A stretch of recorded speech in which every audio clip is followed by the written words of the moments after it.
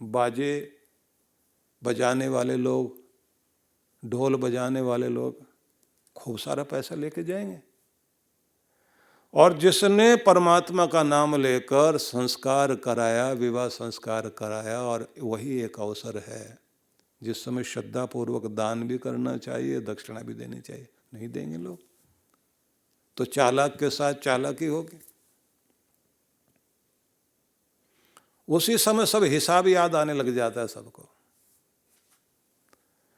तो देने की भावना है ही नहीं। उपनिषदों में इसलिए एक बड़ा अद्भुत उदाहरण लिखा है कि देने से देवता और किसी भी चीज को टुकड़े करके खराब कर देने वाले दानव। तो दौ अवखंडने धातु है, जिससे ये समझ में आता है कि जो खंडित कर दे वो तो दैत्य हैं, और जो द्योतनात्वा दानात्वा, जो दे भी और चमके भी, वो हैं देव, जिनके पास जीवन में देना आए। तो उदाहरण लिखा है कि प्रजापति भगवान ने कहा कि मनुष्यों तुम्हारे लिए भी मैंने ज्ञान दिया है, देवताओं के लिए भी ज्ञान दिया है, राक्षसों के लिए भी, तुम सब मेरी संतान हो। तो सब खड़े हुए हैं और उनसे कहा सुनो मेरी आवाज़। तो आकाश में बिजली कड़की और शब्द आया the the the, 3 bar the आया। तो 3 बार का द आया तो अब वो कहते महाराज क्या है ये? बोले अपने आप सोचो। एक ने कहा दयाध्वम, दया करो। 3 द के अलग, दमध्वम एक ने कहा दमन करो। तीनों खड़े हुए हैं। तो कहा जा रहा है कि देवताओं, तुम अगर देवता बने रहना चाहते हो तो वासनाएं तुम्हारे ऊंचे पद को तुम्हें नीचे गिराने के लिए आएंगी। खुद पर कंट्रोल करना सीखो। राक्षसों से कहा कि तुम्हारे अंदर दया आ जाए तो तुम्हारे अंदर का राक्षसपना खत्म हो जाएगा। मनुष्य से कहा दध्वम, देना सीखो। मनुष्य देना सीख जाए तो देवता हो जाए, और देवता देवता तब बना रहेगा जब खुद पर कंट्रोल करना आ जाए, और राक्षसपन से बाहर तब आएगा जब उसको दया करनी आ जाए। तीनों के लिए उपदेश कि अगर तुम्हारा कभी मन राक्षसी स्वभाव में आ रहा है तो ये कोशिश करो कि तुम्हारे अंदर की दया जागे, और तुम मनुष्य हो और देवत्व को प्राप्त करना चाहते हो तो देना सीख जाओ, और तुम किसी ऊंचे स्थान पर पहुंच गए हो तो फिर दमध्वम, अपने अंदर दमन करने की शक्ति पैदा करो, कंट्रोल करना शुरू करो। तो कहा गया कि मनुष्य तो मनुष्य है, मनुष्य को मनुष्य बने रहने के लिए हर दिन एक ही कार्य करना चाहिए कि मैं क्या लौटा पा रहा हूं, और इसके लिए अपनी प्रतिभा और अपनी श्रद्धा को बढ़ाना चाहिए। तो नारद ऋषि ने कहा कि ऋषियों, ये 2 चीज़ें सबसे पहले मैंने तुम्हें कही, अब तुम्हें सुनाता हूं षडधिष्ठानम। ये षड अधिष्ठान, जो 6 अधिष्ठान कहे गए हैं, तो उनके बारे में उन्होंने कहा कि तुम जानो जिसमें ये गुण रहते हैं। कहाँ रहेगा ये गुण? जो व्यक्ति को परमात्मा के नज़दीक लेकर जाता है। तो पहले उन्होंने कहा धर्म, अर्थ, काम, लज्जा, हर्ष, भय, इन अधिष्ठानों को पहले जानना शुरू करो। धर्म, अर्थ, काम 3, लज्जा, हर्ष और भय, ये 6 अधिष्ठान माने गए। अब इनको भी थोड़ा समझ लिया जाए। तुम तभी जीवन में ऊंचे उठोगे जब तुम्हारे जीवन में सबसे पहले तो आ जाए धर्म। धर्म में भी क्या चीज आनी चाहिए? एक तो धैर्य अपनाओ, धीरज नहीं छोड़ो, कुछ भी हो जाए धैर्य धारण करके चलना चाहिए। परिस्थितियां आपके पांव को हिलाती हैं, कोई भी परिस्थिति आएगी तो उस समय आप हिल जाते हैं। तो आपके पास ये गुण जरूर होना चाहिए कि अपने आप को अभ्यास के द्वारा पांव टिकाने सीखो, कि कोई आपको हिला ना सके, विचलित ना कर सके। डोल जाता है आदमी थोड़ी थोड़ी बात में। जो देर तक टिकेगा बस वही व्यक्ति इस दुनिया में सफल होगा। रुलाने वाली घड़ियां होती हैं, आदमी पिघल जाता है, रोने लग जाता है, भावुक हो जाता है, जल्दी घबरा जाता है। जो लोग जीवन की परेशानियों से घबरा जाते हैं जल्दी आत्महत्या करने को तैयार हो जाएंगे। कुछ लोगों को जोश दिला देते हैं, कुछ लोग बंटवारा हो रहा होता है, एक भाई जो बेईमानी कर रहा है, दूसरा भाई कहता है ले जाओ सब, मुझे नहीं चाहिए कुछ भी। अब वो जो चालाक भाई है वो क्या बोलता है? ऐसे तो सब बोला करते हैं, देने वाले बनो तब बात है ना। बड़ा जिगरा चाहिए इसके लिए, उभार देगा उसको। अब वो कहेगा ये पड़ा तुम्हारा, बोले 2 मिनट में आएगा, फिर कहेगा कि करो हिसाब। बात तो तब है, लिख कर देना अभी, नहीं तो मैं लिखता हूं। अब वो तो कोरे कागज पे साइन भी कर गया, उसने उठा के रख लिया। 1 मिनट में ये पड़ा तुम्हारा, जा रहा हूं। भड़काने वाले भड़का देते हैं ना। चालाक लोगों ने, एक ने सज्जन ने आके बताया, बोले मेरे साथ बड़ी चालाकी हुई। क्या हुआ? जॉब कर रहा था, एक व्यक्ति आया, उसने कहा कि यहाँ पर तुम 25,000 लेते हो, मैं 40 दूंगा तुम्हें, आ जाओ मेरे पास में। वो ले गया, पक्की नौकरी थी यहाँ, तो मैंने सोचा 40 मिलेंगे। अब उसने जो है 1 महीना रखने के बाद में नौकरी से निकाल के बाहर खड़ा कर दिया। उसका दोस्त था लाला जी का, उसने कहा ये ऐसे तो निकलेगा नहीं, यही तरीका है। अब वहाँ की नौकरी छोड़ बैठा मैं, उसने जो है 40,000 में उठा के हमको ऐसे कर दिया। और मैं उससे कहूँ भाई लालच में क्यों आया था? बोले हर आदमी तरक्की चाहता है, लेकिन ये तो उल्टी तरक्की हो गई। न जाने किस किस तरह के लोग किस किस तरह से व्यक्ति के साथ धोखाधड़ी करते हैं, आदमी विचलित हो जाता है, बहक जाता है।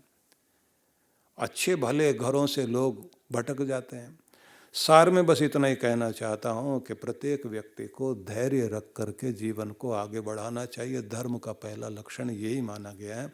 उसके बाद कहा गया प्रत्येक व्यक्ति को आगे बढ़ने के लिए जिसके आधार पर उसके अंदर वो दिव्य गुण आ जाए जिसको परमात्मा प्यार करते हैं। पहला तो है धर्म, उसके बाद कहते हैं अर्थ। अर्थ का मतलब है आर्थिक रूप से समृद्ध होना। केवल यही नहीं, संसाधन जीवन के जोड़िए और उनका सही ढंग से उपयोग करते हुए धर्म पूर्वक अर्थ कमाना और धर्म पूर्वक अपनी कामनाओं को पूर्ण करना, ये प्रत्येक व्यक्ति का कर्तव्य है। मतलब ये हो गया कि ये आपके 2 हाथ हैं, इन दोनों हाथों में से आप देखेंगे कि प्रत्येक हाथ की अगर 5 उंगलियां हैं तो उनके साथ में एक अंगूठा है। इसको कहते हैं धर्म और इसी को कहते हैं विश्वास। तो भगवान ये बताना चाहते हैं, नारद ऋषि ने भी यही कहा कि जैसे अंगूठा तुम्हारा धर्म है तो इसके साथ ही प्रत्येक उंगली का संबंध जुड़ेगा तो फिर काम होंगे। जो द्रोणाचार्य ने अंगूठा मांग लिया था ना, तो अंगूठा मांगते ही पूरा हाथ बेकार हो गया। जिंदगी से धर्म निकल गया तो जीवन ही बेकार हो गया ना। यही तो सत्य है, यही तो विश्वास है, सब कुछ यही है। कोर्ट में भी यही तो लगाया जाता है, हर जगह। आजकल तो दरवाजे खुल रहे हैं ऐसे, जो है ना, इसको लगाओ, द्वार खुलता है। आधार कार्ड बनाने वाले भी कहते हैं अंगूठा लगाओ पहले। आदमी कहता है पढ़ा लिखा हूं साहब, बोले पढ़ा लिखा है, साइन भी कर लेना पर अंगूठा भी लगा, क्योंकि साइन की नकल हो सकती है, इसकी कौन करेगा। धर्म तो धर्म है, पहचान यही है कि मनुष्य है तो मनुष्य की पहचान ही उसका धर्म है और धर्म उसका अंगूठा है। यही जुड़ना चाहिए, हर चीज के साथ जुड़ेगा, धर्म सबके साथ जुड़ जाए। तो धर्म है तो विश्वास है, विश्वास पर यह दुनिया टिकी हुई है, भरोसा इसी से आता है। आजकल तो लाइक करते हैं तो ऐसे करते हैं, इसी को ऊपर करते हैं, और किसी को जो है वो नीचा दिखाना हो तो इसको नीचे कर देते हैं ऐसे कि तेरा धर्म नीचा हो गया, तेरा अस्तित्व नीचा हो गया, तू रहा ही कुछ नहीं है। आईडी भी यही है, पहचान भी यही है, विश्वास भी यही है, धर्म भी यही है। कहते हैं धर्म के साथ में जिंदगी चलेगी और हर चीज के साथ अंगूठा मिले तो बात बनेगी, नहीं तो फिर इधर वाली उंगलियां लगानी पड़ेंगी। इधर का अंगूठा गया तो फिर इधर वाली उंगलियां लगानी पड़ेगी, तब भी काम नहीं होता। और कहते हैं यही तो है जो जोड़ता है दुनिया को, धर्म ही जोड़ेगा। धर्म जोड़ेगा कैसे? धर्म जोड़ता है कि जिस घर में गुण धर्म है, प्रेम का व्यवहार रहेगा, त्याग का व्यवहार रहेगा, सेक्रीफाइज करेंगे तो वो जोड़े रखेगा। अपने अपने स्वार्थ में आगे धर्म निकल गया बीच में से तो काम खराब हो जाएगा।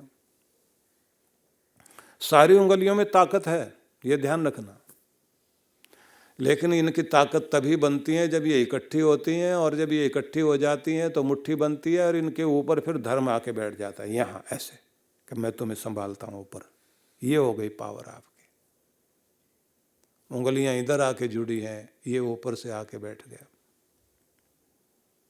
और देखा जाए तो इनमें कौन बड़ा कौन छोटा, एक बार झगड़ा कर बैठी है आपस में। छोटे ने कहा कि हम बहुत बड़े हैं, और बड़ी ने कहा कि हम बीच में हैं तो हम तो देखने में बड़े हैं। ये जो शुरू वाली थी, इसने कहा काम तो सारे हम करते हैं, आपके कान से लेकर के आपके मुंह में खाना देने तक, आपकी हर चीज के लिए हम ही तो होते हैं। उठ जाओ, बैठ जाओ, चले जाओ, ये भी हम ही बताते हैं।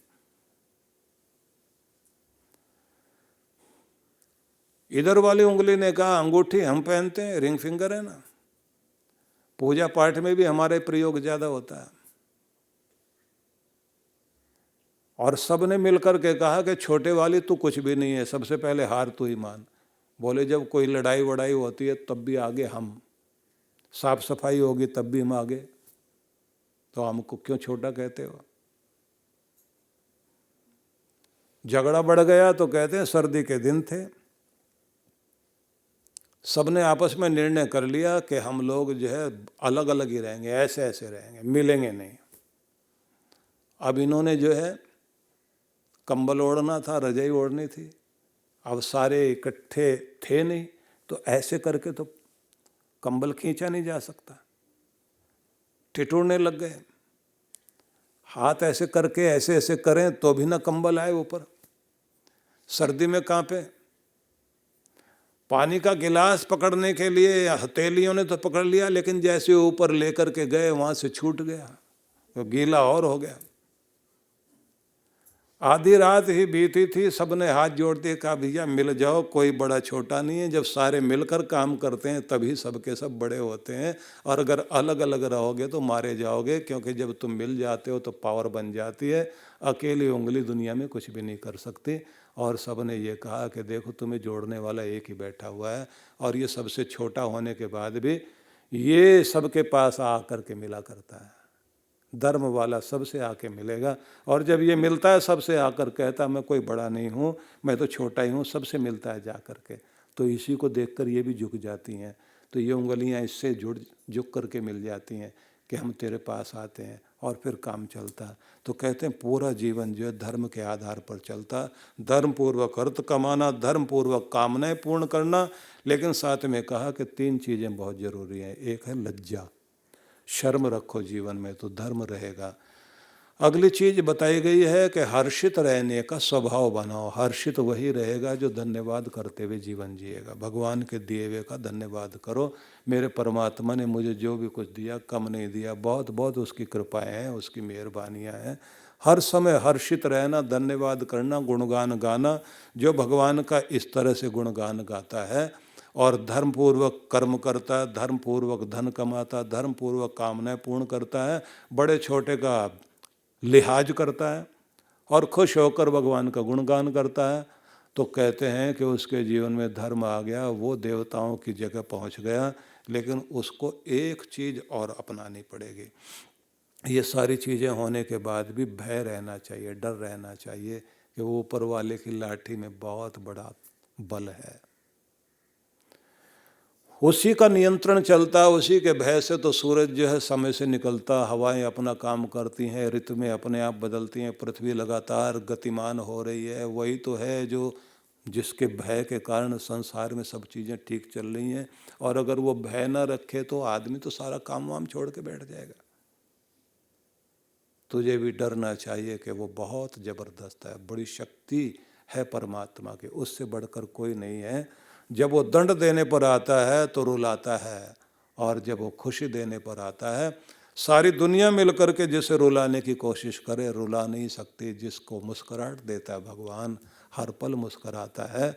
लेकिन जब वो आंसू दिया करता है, पूरी दुनिया भी मुस्कुराहट देने की कोशिश करे, उसके आंसू सूख नहीं पाते। इसलिए सबसे बड़ी ताकत दुनिया में अगर कोई है तो परमात्मा की ताकत है। उसको कहा गया है कि उसका भय जिसके जीवन में है, उसने सीख लिया कि दान धर्म का अधिष्ठान, उसका स्थान, जहाँ ये चीज़ें टिका करती हैं, वो 6 चीज़ें हैं। जो भय से युक्त है, डरा हुआ है, समझता है मैंने जीवन के उतार चढ़ाव देखे हैं, धर्म कर्म जरूर करेगा। जिसको थोड़ा लिहाज है वो धर्म कर्म करेगा। और जो खुश होता है और परमात्मा को धन्यवाद देता, वो कहता है मेरे घर में खुशी आई है तो परमात्मा तेरी कृपा से आई। और जो धर्म पूर्वक अर्थ कमाएगा तो उसकी पहली कोशिश होगी कि इसको ग्रहण करने का अधिकार मुझे तब है जब पहले भगवान के नाम पर इसमें से कुछ भाग अलग रख दो, क्योंकि मेरा धन मुझे धन्य करे, मेरी जमीन जायदाद मुझे खुशियां देने वाली हो, मेरा घर मुझे सौभाग्य देने वाला हो, मेरे रिश्ते मेरे लिए शुभ की ओर चले। कमाल की बात तो यह है कि हमारे यहाँ परंपरा रही है कि अपने पहले बेटे को धर्म के लिए अर्पित कर दिया जाता था, देश के लिए या धर्म के लिए। हमने तो अपने पिताजी से यही संस्कार पाए थे, यही बोलते थे वो। सबसे ज्यादा मोह ममता व्यक्ति की अपनी पहली संतान से होती है। और अगर आप अपने मोह को त्याग करके अपनी पहली संतान को धर्म के लिए या देश के लिए अर्पित करते हैं तो उससे बड़ा कर्तव्य कुछ नहीं होता। व्यक्ति अपनी पीढ़ियों को तार लेता है। उन्होंने संस्कार ही वैसे दिए। श्लोक बुलवाते थे, सुबह सुबह मंत्र बुलवाते थे, रात्रि में जो है महान पुरुषों की कहानियां सुनाकर सुलाते थे। ठीक है कि प्रत्येक व्यक्ति के अंदर अपने भी संस्कार होते हैं, जन्म जन्मांतर की उसकी अपनी एक स्थिति होती है। लेकिन ये बात जरूर है कि आपके अंदर जो भी कुछ गुण होता है उसे जगाने वाले भी लोग होते हैं। जगाने वाला मिल जाए, अंदर आपके अग्नि हो तो वो अग्नि प्रकट होती है। इसलिए मैं ये निवेदन करना चाहता हूँ, किस्मत वाले लोग होते हैं वो जिन लोगों के जीवन में धर्म आए। तो नारद ऋषि ने सबसे कहा कि सुनो ऋषियों, आकाशवाणी जो हुई है, जो धर्म वर्मा ने सुनी है तपस्या करते हुए, उसका रहस्य मैं खोलने लगा हूँ तुम्हारे सामने। 6 अधिष्ठान हैं जिससे व्यक्ति के जीवन में धर्म पैदा होता है और जिसके कारण प्रत्येक व्यक्ति के जीवन में दानशीलता आती है, जिसके कारण व्यक्ति ऐसा बनकर जाता है, इस धरती पर अपना प्रभाव बनाकर जाता है और उसका स्वर्ग उसके साथ जाया करता है। क्योंकि स्वर्ग वहां जाकर मिलेगा नहीं, स्वर्ग तुम यहीं से अपने साथ लेकर जाते हो। एक सिंहासन चढ़ चले और एक बंधे जंजीर।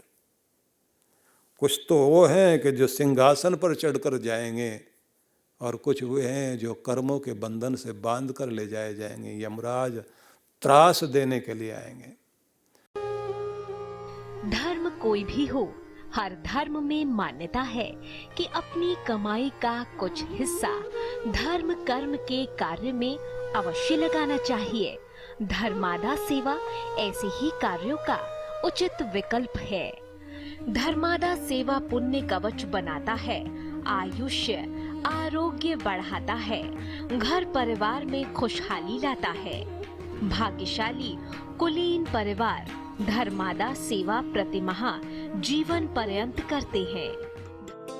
परम पूज्य श्री सुधांशु जी महाराज के सानिध्य में विश्व जागृति मिशन के तत्वावधान में पिछले कई वर्षों से धर्मादा सेवाओं का संचालन किया जा रहा है। आइए इन धर्मादा सेवाओं पर एक दृष्टि डालें। अनाथ एवं निर्धन बच्चों के लिए शिक्षा केंद्र। विश्व जागृति मिशन द्वारा बच्चों के पोषण, प्रगति और विकास के लिए फरीदाबाद हरियाणा में ज्ञानदीप विद्यालय, रुक्का और खूंटी रांची झारखंड में आदिवासी पब्लिक स्कूल संचालित हैं, जिनमें 2000 बच्चे श्रेष्ठ शिक्षा संस्कार प्राप्त कर रहे हैं। गुरुकुल प्राचीन एवं आधुनिक शिक्षा संस्कृति का अद्भुत संगम महर्षि वेद व्यास गुरुकुल विद्यापीठ में लगभग 100 बच्चों को उत्तम शिक्षा, भोजन, वस्त्र आदि निशुल्क प्रदान किया जा रहा है। वृद्धाश्रम महाराष्ट्र ने माता पिता एवं वृद्धों के लिए आनंद धाम आश्रम नई दिल्ली में स्थित वृद्धाश्रम में निशुल्क भोजन, आवास, वस्त्र एवं चिकित्सा की व्यवस्था कर रखी है। करुणा सिंधु धर्मार्थ अस्पताल निर्धन रोगियों की निशुल्क चिकित्सा के लिए करुणा सिंधु धर्मार्थ अस्पताल में रोगियों का सफल उपचार होता है। आँखों का ये अस्पताल सुदूर तक सेवा के लिए लोकप्रिय है। कामधेनु गौशाला गो सेवा गोदान से मानव जीवन कृतार्थ होता है। मिशन द्वारा आनंद धाम आश्रम नई दिल्ली, हैदराबाद, कानपुर, मुरादाबाद, बेंगलुरु के साथ पानीपत हरियाणा में आदर्श कामधेनु गौशाला की स्थापना की गई है, जिनमें 500 से अधिक गौओं की सेवा की जाती है। भंडारा आनंद धाम आश्रम में 15 वर्षों से लगातार 500 भक्तों के लिए भंडारा चलाया जा रहा है। देव मंदिर आनंद धाम आश्रम नई दिल्ली में पशुपति नाथ मंदिर, नवग्रह एवं शनि मंदिर, सिद्ध शिखर, इसके साथ ही दिल्ली के मानसरोवर गार्डन में ओंकारेश्वर महादेव मंदिर, पूर्वी दिल्ली में राधा माधव मंदिर की स्थापना के साथ मिशन के सभी आश्रमों में भव्य देव मंदिर भक्तों की श्रद्धा, आस्था व पूजा प्रार्थना के केंद्र हैं। यज्ञ, सत्संग, ज्ञान, ध्यान पूज्य महाराष्ट्री यज्ञ सत्संग के प्रसाद से संपूर्ण विश्व के लोगों को अपने सद् चिंतन व सद् विचारों के उपदेशों से जागरण का संदेश दे रहे हैं। दैवीय आपदा विश्व जागृति मिशन द्वारा समय समय पर प्रधानमंत्री राहत कोष एवं बाढ़, भूकंप, सुनामी आदि से प्रभावित लोगों की सहायता की जाती है।